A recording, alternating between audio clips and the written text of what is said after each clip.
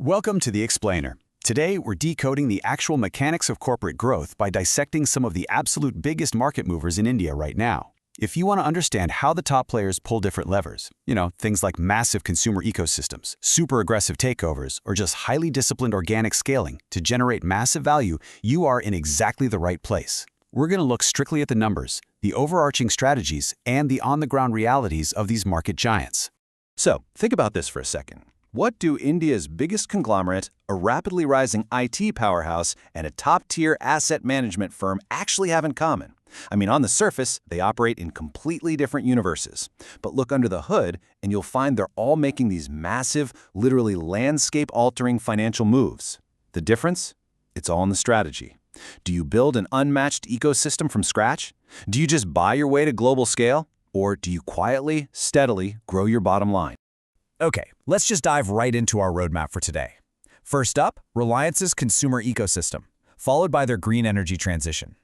Then, we'll look at Persistent's aggressive takeover bid and wrap up with HDFC AMC's financial surge. Starting with Chapter 1, Reliance's consumer ecosystem, the scale of India's retail and digital giant. Okay, to really grasp RAIL's momentum, you first need to note that they just became the first Indian company ever to cross $10 billion, that's 95,754 crore rupees in net profit. And a massive, massive driver of that milestone, it's this number right here, 524 million. That is the total subscriber base for Jio as of March 2026. And we aren't just talking about legacy 4G connections either. This actually includes over 268 million 5G users. And literally just 3 years since launch, Jio's true 5G network has totally eclipsed the scale of its 4G network, carrying an unbelievable 241 exabytes of data traffic. That level of scale generates incredibly sticky customer engagement, driving an EBITDA of over 76,000 crore rupees for their digital services alone. But that digital dominance? It seamlessly crosses over into the physical world too. Just look at this revenue comparison for Reliance Retail. They've jumped from 330,943 crore rupees in gross revenue to 371,085 crore rupees in FY 25-26. That is a solid 12.1% year-over-year growth for an entity that is already India's largest omni-channel retailer. They're pulling in 1.9 billion annual transactions across a registered customer base of 387 million people. Whether it's moving consumer electronics through digital and MyJio stores or managing international brand partnerships with names like Stella McCartney, this retail engine is absolutely firing on all cylinders. Moving on to Chapter 2, RIL's green energy transition, from fossil fuels to future growth. So, to understand where Reliance is going, you really have to understand where they are today. This offshore infrastructure, combined with their highly resilient O2C, or oil to chemicals business, is a highly disciplined operation. It produced an average of 26.7 million standard cubic meters per day. To put that in perspective, that's roughly 30% of India's entire domestic gas output. It's a massive cash engine and a crucial bridge fuel for the country. But Reliance knows that a rapid global shift towards renewables could seriously alter long-term oil and gas demand, and they are definitely not the type of company to wait around to be disrupted. Instead, they've laid down this incredibly aggressive timeline. By 2030, Reliance aims to establish and enable 100 gigawatts of renewable energy capacity. And by 2035, the entire group is targeting net carbon zero. This is a monumental strategic transformation intentionally designed to position them advantageously in a rapidly shifting energy market. They're investing heavily across the entire clean energy value chain to make sure they own the future of energy just as firmly as they own the present. And guys, this isn't just some theoretical boardroom plan. It is happening right now, in the dirt. This is the Dhirubhai Ambani Green Energy Gigacomplex in Jamnagar. It spans 5,000 acres. We're talking about 44 million square feet of manufacturing space. It is specifically designed to be the world's most integrated clean energy manufacturing ecosystem outside of China, a true sand to electrons to green molecules platform. This single site integrates solar PV, battery storage, and electrolyzers at a scale that is, honestly, kind of hard to even wrap your head around. Now let's look at how all these pieces actually fit together financially, because you can't just build 5,000-acre gigafactories without massive, cheap capital. Check out this credit upgrade from S&P, moving RIL from a BBB+ to an A rating. Now, why did they get this? Well, the agency specifically noted it was driven by the rising contribution from RIL's less cyclical consumer-facing businesses. Yep, retail and Jio. That consumer cash flow creates earning stability.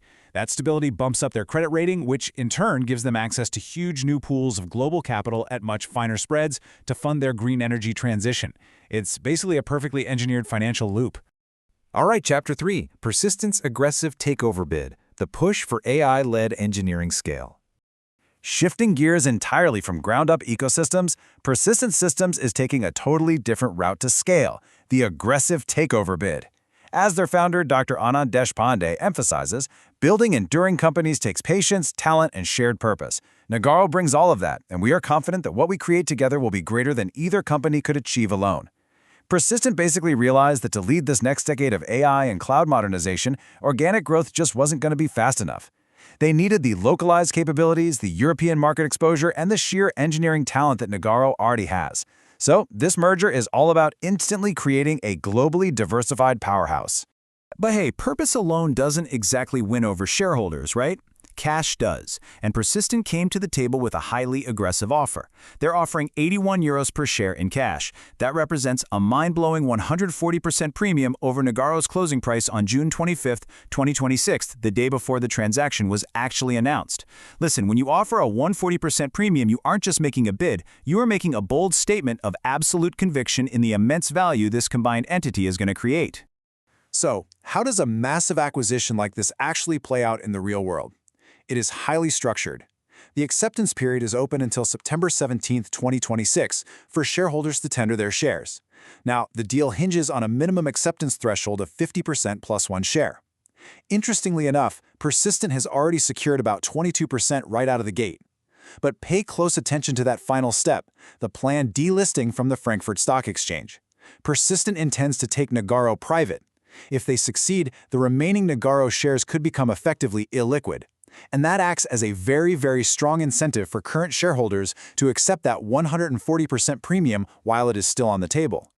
And finally, Chapter 4, HDFC AMC's Financial Surge, Steady Organic Growth. Stepping away from the massive ecosystems and those high-stakes acquisitions, we find pure, unadulterated organic growth right here in the fundamentals. No flashy acquisitions, no pivoting business models, just exceptional steady execution. HDFC AMC's profit after tax rose from 2,461 crore rupees to over 2,859 crore rupees. Basic earnings per share jumped from 57.60 rupees to 66.80 rupees, and their total assets swelled to nearly 10,000 crore rupees. It is a real testament to the fact that in a booming market, a well-run asset manager can simply ride the wave of increasing investments, expand their equity base, and deliver fantastic returns to shareholders through sheer operational consistency. So we've just analyzed 3 completely different roadmaps to creating billions in corporate value. Reliance is leveraging its massive consumer cash flows to organically fund a futuristic green energy empire. Persistent is using aggressive capital to literally buy its way into global AI engineering dominance. And HDFC AMC? Well, they're proving that sometimes just doing what you do best and steadily growing your assets is the most reliable path to profitability. The market rewards execution, for sure, but it prices in strategy. So I'll leave you with this. As we look out to the next decade, which of these corporate growth strategies do you think is best positioned to yield the highest, most resilient returns? Think about it, look at the numbers, and keep learning. Thanks for joining me on this explainer.